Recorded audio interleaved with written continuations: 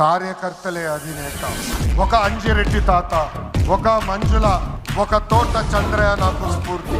ఆనాడు పొంగనూరు నియోజకవర్గంలో అంజిరెడ్డి తాత స్థానిక సంస్థ ఎన్నికల్లో నామినేషన్ వేసేదానికి వెళ్తే ఆనాటి పాలకులు అడ్డం తిరిగారు. తొడగొట్టి మీసాలు మిలేసి రండి నేను నామినేషన్ వేసి చూపిస్తానని చెప్పారు ఆ మన అంజిరెడ్డి తాత. బూత్ లో రిగ్గింగ్ జరుగుతుందని బూత్ కెళ్ళి కూర్చుంది మంజుల. ఏకంగా మంజుల గారు ఉంటే బూత్ రిగ్గింగ్ జరగదని ఆమె పైన దాడి చేశారు. రక్తం కారుతున్నా భయపడలేదు. చివరి ఓటు పడే వరకు, ఈవీఎం బాక్స్ కి తాళం వేసే వరకు ఆ బూత్ లో నిలబడింది మన అక్క మంజుల. ఇంకా తోట చంద్రయ్య గారి గురించి ఎంత చెప్పినా తక్కువే.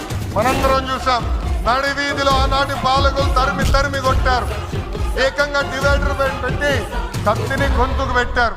ఒక్కసారి వాళ్ళ నాయకుడికి జై చెప్పమంటే జై తెలుగుదేశం, జై చంద్రబాబు నాయుడు అని చెప్పి ప్రాణాలు పోగొట్టుకున్నాడు తోట చంద్రయ్య. ఈ రోజు నేను ఈ సభాముఖంగా గర్వంగా చెప్తున్నా, ఆంధ్ర రాష్ట్రంలో ఎప్పుడు జరిగిన విధంగా తోట చంద్రయ్య కొడుకు కూడా ఈ రోజు మన ప్రభుత్వ ఉద్యోగం ఇచ్చింది. అందుకే తెలుగుదేశం పార్టీలో కార్యకర్తలే మన అధినేత. ఈ రోజు మేమందరం ఈ వేదిక మీద నుంచున్నామంటే దానికి కారణం తెలుగుదేశం పార్టీ కార్యకర్త చెమట.